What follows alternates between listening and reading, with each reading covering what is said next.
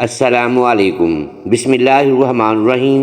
ناظرین، حضرت محمد صلی اللہ علیہ وآلہ وسلم کی محفل میں لوگ اکثر سوال کیا کرتے تھے جو کہ مختلف موضوعات کے حوالے سے ہوا کرتے تھے۔ ایک مرتبہ حضرت محمد صلی اللہ علیہ وآلہ وسلم مسجد میں بیٹھے ہوئے تھے۔ آپ صلی اللہ علیہ وآلہ وسلم کی محفل میں بہت سے لوگ بیٹھے ہوئے تھے، جن میں حضرت سلیمان فارسی رضی اللہ تعالی عنہ بھی تشریف فرما تھے۔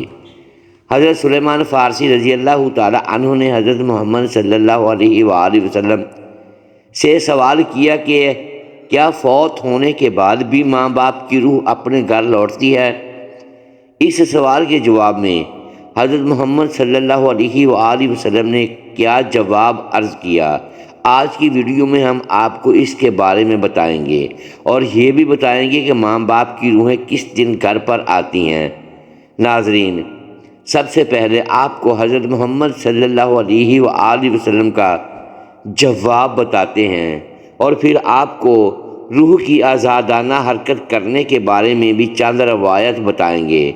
حضرت سلیمان فارسی رضی اللہ تعالی عنہ کے سوال کے جواب میں حضرت محمد صلی اللہ علیہ وآلہ وسلم نے فرمایا کہ اے سلمان فارسی رضی اللہ تعالی عنہ، یاد رکھو، جب والدین فوت ہو جاتے ہیں تو ان کی روحیں اپنے گھر، اپنے بچوں کے پاس آتی ہیں۔ وہ اپنی اولاد سے فریاد کرتی ہیں، آہ و بکا کرتی ہیں، اور وہ اپنی اولاد سے یہ سوال کرتی ہیں کہ صدقہ اور نیک اعمال کے ذریعے ان پر مہربانی کریں۔ وہ ان سے اپنے لیے دعاؤں کے لیے سوال کرتی ہیں۔ تو اس پر حضرت سلیمان فارسی رضی اللہ تعالی عنہ نے عرض کیا کہ یا رسول اللہ صلی اللہ علیہ وآلہ وسلم، ماں باپ کی روحیں کیوں واپس لوٹتی ہیں؟ آپ صلی اللہ تعالی علیہ وسلم نے جواب دیا کہ جب ماں باپ فوت ہو جاتے ہیں تو ان کا اپنا اعمال نامہ بند ہو جاتا ہے۔ مرنے کے بعد وہ اپنی اولاد اور اپنے رشتہ داروں کے محتاج ہو جاتے ہیں کہ کوئی ان کے نام پر صدقہ کرے، کوئی ان کے لیے نیک عمل کر کے ایصال ثواب کر دے تاکہ ان کے درجات بلند ہو سکیں یا ان کے عذاب میں کمی ہو سکے۔ یہی وجہ ہے کہ ماں باپ کی روحیں گھر لوٹتی ہیں اور فریاد کرتی ہیں کہ انہیں بھی دعاؤں میں یاد کیا جائے، ان کے لیے اعمال کیے جائیں اور صدقہ دیا جائے۔ پھر حضرت سلیمان رضی اللہ تعالی عنہ نے دوبارہ پوچھا کہ یہ ارواح کب کب اپنے گھروں کو لوٹتی ہیں؟ تو آپ صلی اللہ تعالی علیہ وسلم نے فرمایا کہ یہ ارواح ہفتے میں ایک دن اپنے گھروں کو لوٹتی ہیں اور وہ دن جمعرات کا ہے، یعنی جمعرات کی رات کو یہ روحیں اپنے گھروں میں آتی ہیں اور چیخ چیخ کر اپنوں کو پکارتی ہیں، لیکن جو لوگ زندہ ہیں ان کی آوازیں نہیں سن سکتے، وہ اپنے دنیاوی کاموں میں مگن رہتے ہیں، لہٰذا یہ روحیں اسی طرح سے مایوس ہو کر لوٹ جاتی ہیں، سوائے ان کے کہ جن کی اولاد نیکوکار ہوں اور اپنے والدین کے لیے اعمال ہدیہ کرے اور ان کے لیے دعا کرے۔ پھر آپ صلی اللہ علیہ وآلہ وسلم نے فرمایا، اے سلیمان، یاد رکھنا، اپنے مرحومین کے لیے دعائیں کرتے رہنا۔ جب کوئی اپنے مرحوم والدین کے لیے دعا کرتا ہے تو ان کی روحیں اللہ سے فریاد کرتی ہیں کہ یا اللہ، جس طرح ہماری اولاد نے ہمارے اوپر احسان کیا، ہمیں اپنی دعاؤں میں یاد کیا، تو ان پر بھی رحم فرما، ان کی دنیاوی پریشانیوں کو ختم فرما اور ان کے لیے آسانیاں پیدا کر۔ ناظرین، یہ تھا آپ صلی اللہ علیہ وآلہ وسلم کا فرمان، جس سے واضح ہوتا ہے کہ ارواح جمعرات کو اپنے گھروں کو واپس لوٹتی ہیں۔ امیر المومنین حضرت علی رضی اللہ تعالی عنہ کی اسی طرح کی ایک اور حکایت بھی روایت کی جاتی ہے کہ ایک مرتبہ امیر المومنین حضرت علی رضی اللہ تعالی عنہ مسجد میں اداس بیٹھے ہوئے تھے کہ حضرت سلیمان فارسی رضی اللہ تعالی عنہ تشریف لائے اور آپ سے پوچھنے لگے کہ میں آپ کو افسردہ دیکھ رہا ہوں۔ تو امیر المومنین حضرت علی رضی اللہ تعالی عنہ نے فرمایا کہ اسے سلیمان فارسی رضی اللہ تعالی عنہ میں اس لیے اداس ہوں کہ آج میں نے ایک ماں کی روح کو اپنی اولاد کے گھر پر روتے ہوئے دیکھا ہے۔ وہ اپنی اولاد سے فریاد کر رہی تھی، اس کی آہ و بکا سن کر میں پریشان ہوں۔ وہ اپنی اولاد سے یہ سوال کر رہی تھی کہ صدقات اور نیک اعمال کے ذریعے میرے اوپر مہربانی کرو، مجھے اپنی دعاؤں میں یاد کرو۔ تو اس پر حضرت سلیمان فارسی رضی اللہ تعالی عنہ نے عرض کیا کہ اے علی رضی اللہ تعالی عنہ، کیا مرنے کے بعد ماں کی روح بھی واپس لوٹتی ہے؟ تو امیر المومنین حضرت علی رضی اللہ تعالی عنہ نے فرمایا، ہاں، جب ماں باپ فوت ہو جاتے ہیں تو ان کا اپنا نامہ اعمال تو بند ہو جاتا ہے۔ مرنے کے بعد وہ اپنی اولاد اور اپنے رشتہ داروں کے محتاج ہو جاتے ہیں۔ کوئی ان کے نام پر صدقہ کر لے، کوئی ان کے لیے نیک عمل کر کے ایصال ثواب کر دے تاکہ ان کے درجات بلند ہو سکیں، یا ان کے عذاب میں ان کی وجہ سے کمی ہو سکے۔ یہی وجہ ہے کہ ماں باپ کی ارواح گھر لوٹتی ہیں اور فریاد کرتی ہیں کہ انہیں بھی دعاؤں میں یاد کیا جائے۔ ناظرین، ہمیں یہ معلوم ہوا کہ والدین کے لیے ان کی وفات کے بعد دعا ضرور کرنی چاہیے اور ان کو اعمال ہدیہ کرنے چاہیے تاکہ ان کی ارواح کو سکون پہنچ سکے۔ ایک روایت میں آتا ہے کہ ایک بزرگ نے اپنے مرحوم بھائی کو خواب میں دیکھا تو پوچھا کہ ہم لوگوں کی دعائیں آپ تک پہنچتی ہیں؟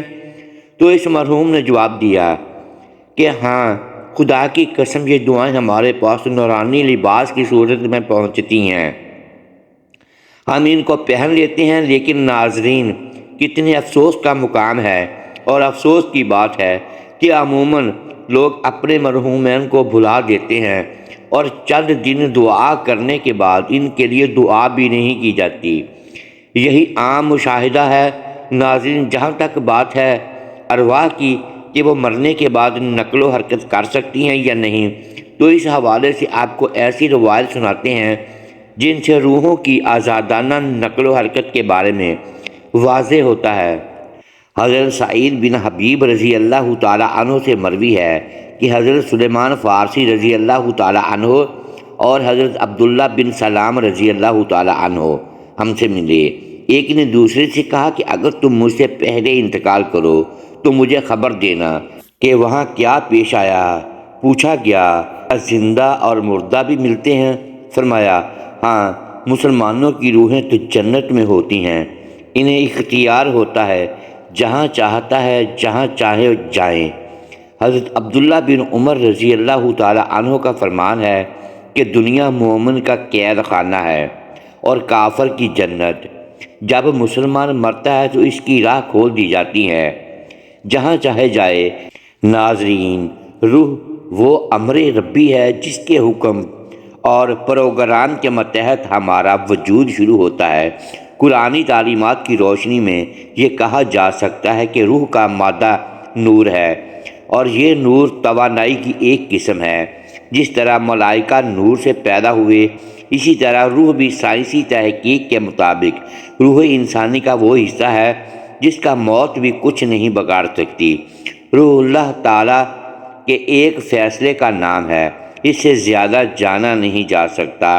انسان کے پاس جو علم ہے وہ بہت ہی کم ہے، بلکہ دیا ہی نہیں گیا، جبکہ روح کو سمجھنے کے لیے زیادہ علم چاہیے جو مخلوق کی شان کے لائق نہیں ہے۔ ناظرین، یاد رہے کہ ماں باپ اپنی اولاد کے لیے خدا کے فضل و کرم کا ذریعہ ہیں اور خدا کی رضا ان کی رضا میں ہے۔ اسی لیے خدا نے جہاں اپنی عبادت کا حکم دیا وہاں والدین کے ساتھ احسان کا بھی حکم دیا۔ اللہ تعالیٰ نے والدین کا بہت بڑا درجہ رکھا ہے اور آپ صلی اللہ علیہ وآلہ وسلم نے والدین کے حقوق واضح کیے ہیں۔ یہاں تک بھی آتا ہے کہ والدین کی رضا میں اللہ کی رضا اور والدین کی ناراضگی میں اللہ تعالیٰ کی ناراضگی ہے۔ اللہ تعالیٰ نے قرآن مجید میں حکم فرما دیا ہے کہ والدین کے سامنے اف تک بھی نہ کرو۔ جہاں اللہ نے والدین کے ساتھ حسن سلوک پر اجر رکھا ہے، وہاں پر ان کی نافرمانی پر عذاب بھی رکھا ہے، اور والدین میں والدہ کا درجہ زیادہ رکھا ہے۔ زندگی کے اندر والدین کے ساتھ حسن سلوک کی تعلیم ہے، اور مرنے کے بعد بھی ہمارا مذہب ہمیں یہ درس دیتا ہے کہ والدین کے لیے ایصال ثواب کرتے رہیں تاکہ ان کی کمی بیشی کو اللہ رب العزت معاف فرما کر ان کی بخشش کر دے اور ان کے درجات کو آپ کی دعائیں اور نیک اعمال کی وجہ سے بلند فرماتا رہے۔ ایک مرتبہ حضرت علی رضی اللہ تعالی عنہ نماز جمعہ کی تیاری فرما رہے تھے خطبہ شروع ہوا تو آپ رضی اللہ تعالی عنہ روح کے بارے میں اہم ارشادات فرمانے لگے۔ یہ بات شروع ہی ہوئی تھی کہ ایک شخص حضرت علی رضی اللہ تعالی عنہ سے کہنے لگا کہ یا علی، یہ جو انسان کی روح ہوتی ہے جب انسان سو جاتا ہے تو کیا یہ جسم سے جدا ہوتی ہے؟ تو حضرت علی رضی اللہ تعالی عنہ نے اس بات کے جواب میں فرمایا، تمہارے جسم اور ہر انسان کے جسم میں جو روح اللہ تعالیٰ نے ڈالی ہے یہ 3 حصوں میں تقسیم ہے۔ پہلا حصہ انسانی جسم میں رہتا ہے اور دوسرا حصہ انسان کے وجود سے باہر یعنی برزخ میں اپنے آپ کو دیکھ رہا ہوتا ہے، جبکہ روح کا تیسرا حصہ انسان کے جسم سے جدا ہوتا ہے۔ وہ تب جدا ہوتا ہے جب انسان سو جاتا ہے۔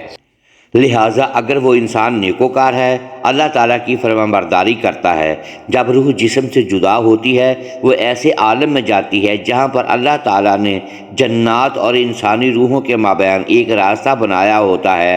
یہ روح جب وہاں پہنچ جاتی ہے تو انسان کو خواب آنے لگتے ہیں اور وہاں اس روح کو جو آگے دنیا میں پیش ہونے جا رہا ہوتا ہے خواب میں آنا شروع ہو جاتے ہیں۔ اگر انسان گناہ گار ہے، اللہ تعالیٰ کا فرمان ہے وہ لوگوں پر ظلم کرتا ہے، اللہ تعالیٰ کے بتائے ہوئے راستے پر نہیں چلتا، تو اس کی روح جسم میں قید ہو جاتی ہے اور خواب میں کچھ نظر نہیں آتا ہے۔ انسان نیک ہے، اللہ تعالیٰ کا فرمان بردار ہے، اللہ تعالیٰ اسے ایک علم عطا کرتا ہے جسے علم نائلہ کہتا ہے۔ علم میں ایسی طاقت ہے کہ اگر انسان جب چاہے جہاں مرضی چاہے جا سکتا ہے اور اپنے تصور میں کسی بھی حالت میں اس کو دیکھ سکتا ہے۔ یہ تب ہی ممکن ہوتا ہے جب انسان اللہ تعالیٰ کے قریب رہتا ہے، اس کی اطاعت کرتا ہے، اس کے حکم کو بجا لاتا ہے۔ جب یہ علم نائلہ اپنے بلند ترین مقام کو پا لیتا ہے تو انسان جب چاہے جہاں چاہے جا سکتا ہے، لہٰذا اس کو ہر شے کی قید سے آزادی مل جاتی ہے۔ یعنی اللہ تعالیٰ اس سے اس قدر راضی ہوتا ہے کہ اسے یہ علم عطا کرتا ہے۔ اور حضرت علی رضی اللہ تعالیٰ عنہ نے یہ بھی فرمایا کہ اللہ تعالیٰ نے علم کے خزانے انسانوں کے لیے کھول کر رکھ دیے ہیں، مگر افسوس انسانوں کی اپنی غفلت کی وجہ سے وہ اس نعمت سے یعنی علم کے خزانوں سے بہت دور ہیں۔ نیند کے دوران روح کا بدن سے نکلنا، اس حوالے سے قرآن پاک میں ارشاد فرمایا گیا ہے۔ سورہ زمر میں اللہ تعالیٰ نے ارشاد فرمایا ہے جس کا مفہوم ہے کہ اللہ تعالیٰ جانوں کو ان کی موت کے وقت قبض کر لیتا ہے اور ان جانوں کو موت نہیں آئی ہے، ان کی نیند کی حالت میں ان کو روک لیتا ہے جن پر موت کا حکم صادر ہو چکا ہے اور دوسری جانوں کو مقررہ وقت تک چھوڑے رکھتا ہے۔ بے شک اس میں ان لوگوں کے لیے نشانیاں ہیں جو غور و فکر کرتے ہیں۔ روح کی 2 قسمیں ہیں، ایک حیوانی اور دوسری سیرانی۔ حیوانی وہ ہے جو نیند کی حالت میں بھی موجود رہتی ہے، اس لیے انسان زندہ رہتا ہے، اگر یہ چلی جائے تو انسان مر جاتا ہے، جسم سے فقط رابطہ توڑا جاتا ہے۔ دوسری روح کی قسم ہے وہ ہے سیرانی، یعنی نیند کے وقت نکل جاتی ہے، سیر کرتی رہتی ہے۔ پھر انسان خواب میں جو کچھ دیکھتا ہے وہ اس روح کی مدد سے دیکھتا ہے جو گھومتی پھرتی رہتی ہے۔ انسان جب نیند سے بیدار ہوتا ہے تو یہ روح بھی واپس آ جاتی ہے۔ بے شک اللہ تعالیٰ ہر چیز کو پیدا کرنے والا ہے۔ حضرت ابو سعید رضی اللہ تعالیٰ عنہ سے روایت ہے، حضور نبی اکرم صلی اللہ علیہ وآلہ وسلم نے فرمایا، لوگوں اپنی موت کو یاد کیا کرو۔ قبر ہر دن اپنے مردوں سے اعلان کرتی ہے کہ میں غربت اور تنہائی کا گھر ہوں، کیڑے مکوڑوں کا گھر ہوں، مٹی کا ڈھیر ہوں۔ جب مومن کو دفن کیا جاتا ہے تو قبر اسے مرحبا کہہ کر خوشخبری دیتی ہے کہ میری پشت پر چلنے والوں میں سے تو بڑا محبوب تھا، آج میں تیری ہو گئی اور تو میرے پاس آ گیا، آج میرا احسان دیکھ۔ یہ کہہ کر قبر کشادہ ہو جاتی ہے اور جنت کا دروازہ کھول دیا جاتا ہے جہاں سے اس کو تازہ ہوا آتی ہے۔ حضرت ابو ہریرہ رضی اللہ تعالیٰ عنہ کا بیان ہے کہ حضور اکرم صلی اللہ علیہ وآلہ وسلم ایک جنازے میں شریک تھے اور میں بھی آپ صلی اللہ علیہ وآلہ وسلم کے ہمراہ تھا۔ آپ صلی اللہ علیہ وآلہ وسلم ایک قبر پر بیٹھ گئے اور فرمایا کہ یہ قبر ہر روز بآواز بلند کہتی ہے کہ آدم کی اولاد تو کیوں مجھے بھول گیا؟ کیا تجھے یہ معلوم نہیں کہ میں تنہائی کا گھر، غربت کا گھر، وحشت کا گھر اور کیڑے مکوڑوں کا گھر ہوں؟ مگر اللہ جس کے لیے کشادگی کا حکم فرمائے گا اس کے لیے کشادہ ہو جاؤں گی۔ اس کے بعد آپ صلی اللہ علیہ وآلہ وسلم نے فرمایا، اے قبر، تو یا تو جنت کا چمن ہے یا تو پھر آگ کا ایک نور۔ حضور اکرم صلی اللہ علیہ وآلہ وسلم نے فرمایا کہ مردہ جب قبر میں رکھا جاتا ہے تو قبر اسے کہتی ہے، اے ابن آدم، تو ہلاک ہو، تجھے کس چیز نے مجھ سے دھوکے میں رکھا؟ کیا تجھے معلوم نہ تھا کہ میں کیڑے مکوڑوں کا گھر ہوں؟ تجھے کس چیز نے مجھ سے بہکا کر نڈر کر دیا اور تو میری پشت پر بہت اکڑ کر چلتا تھا؟ اگر وہ مردہ نیک ہوگا تو جواب دینے والے اسے جواب دیں گے کہ اے قبر، تو دیکھ تو صحیح اس کے اعمال کیسے ہیں، یہ اچھائی اختیار کرتا تھا اور برائی سے دور رہتا تھا۔ یہ سن کر قبر کہتی ہے، بے شک یہ نیک تھا، اب میں اس کے لیے سرسبز ہو جاتی ہوں۔ مردے کا جسم اس وقت منور ہو جاتا ہے اور اس کی روح اللہ تعالیٰ کی طرف بھیج دی جاتی ہے۔ حضرت عبداللہ بن عبید رضی اللہ تعالیٰ عنہ سے روایت ہے کہ حضور اکرم صلی اللہ علیہ وآلہ وسلم نے فرمایا کہ مردہ قبر میں پہنچتا ہے اور ان لوگوں کے گھروں کی آواز بھی سنتا ہے جو اس کے ساتھ جنازے میں گئے ہوں۔ مردے سے اس کی قبر کہتی ہے کہ اے ابن آدم، تیری ہلاکت ہو، تو نے میری تنگی، بدبو اور کیڑے مکوڑوں کا خوف نہیں کیا، اس لیے تو نے ان چیزوں سے بچنے کے لیے تیاری نہ کی۔ بدعمال مردے سے قبر کہتی ہے، تو نے میری تاریکی، میری وحشت، میری تنہائی اور تنگی، میرا غم تجھے یاد نہیں رہا؟ اس کے بعد قبر اس کو جکڑ لیتی ہے اور فرشتے اس کو ہتھوڑوں سے ایسے مارتے ہیں کہ اس کی پسلیاں ادھر کی ادھر، ادھر کی ادھر ہو جاتی ہیں۔ پھر دوزخ کی کھڑکی اس پر کھول دی جاتی ہے اور وہ مردہ حشر تک اس عذاب میں مبتلا رہتا ہے۔ مرنے کے بعد ہر مردے کو صبح اور شام اس کا ٹھکانہ دکھایا جاتا ہے۔